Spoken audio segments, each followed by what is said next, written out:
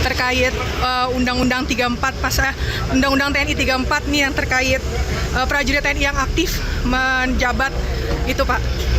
Jadi prajurit TNI aktif yang menjabat di kementerian atau lembaga lain akan pensiun dini atau mengundurkan diri dari dinas aktif sesuai dengan pasal 49. Oke. Makasih ya, Pak. Panglima TNI Jenderal TNI Agus Subianto memastikan prajurit aktif yang kini menjabat di instansi dan lembaga lain harus pensiun dini atau mengundurkan diri. Jadi, prajurit TNI aktif yang menjabat di kementerian lembaga lain akan pensiun dini atau mengundurkan diri dari dinas aktif ya sesuai dengan pasal 47. Makasih, kata Jenderal TNI Agus, di Jakarta Selatan, Senin, 10 Maret 2025. Seperti diketahui, dalam pasal 47 ayat 1, Undang-Undang Nomor 34 Tahun 2024 tentang Tentara Nasional Indonesia disebutkan bahwa prajurit hanya dapat menduduki jabatan sipil setelah mengundurkan diri atau pensiun dini dari dinas aktif keprajuritan. Sementara dalam pasal 2, diatur bahwa prajurit aktif dapat menduduki jabatan pada kantor yang membidangi koordinator bidang politik dan keamanan negara, sekretaris militer presiden, intelijen negara, sandi negara, lembaga ketahanan nasional, Dewan Pertahanan Nasional, Search and Rescue, SAR, Nasional, Narkotika Nasional dan Mahkamah Agung.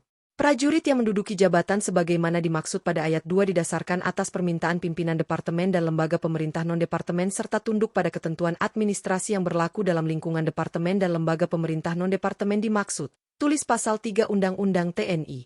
Meski demikian, Agus tidak menyebut siapa saja anggota TNI aktif yang saat ini harus pensiun atau mengundurkan diri karena mengemban jabatan sipil. Sebelumnya, masyarakat menyoroti beberapa pejabat TNI aktif yang mengemban jabatan strategis di ranah sipil.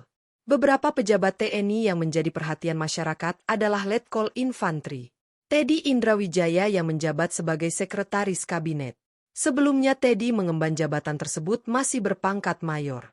Belakangan, Teddy mendapatkan kenaikan pangkat dari Panglima TNI menjadi Letkol.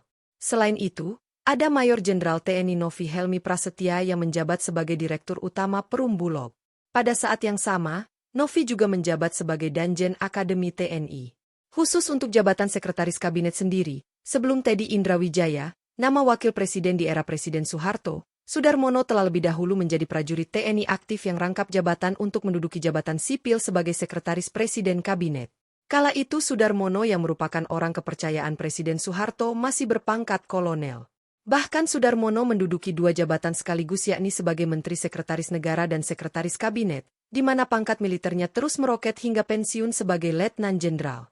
Sebagai informasi, di era pemerintahan Orde Baru, Presiden Soeharto memang menjalankan politik duifungsi ABRI, di mana dalam doktrin tersebut memberi peluang bagi setiap prajurit ABRI untuk mengemban dua fungsi sekaligus, yaitu menjaga keamanan dan ketertiban negara, serta memegang kekuasaan dan mengatur negara. Seiring runtuhnya rezim Orde Baru, duifungsi ABRI yang kini berganti menjadi TNI perlahan mulai dihapuskan. Penghapusan duifungsi ABRI terjadi pada masa pemerintahan Presiden Abdurrahman Wahid alias Gus Dur dengan cara mereformasi TNI dan memisahkan Polri dari TNI.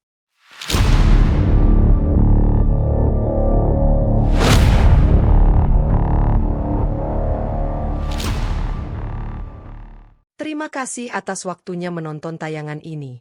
Saksikan terus konten-konten menarik dari podcastnews.id.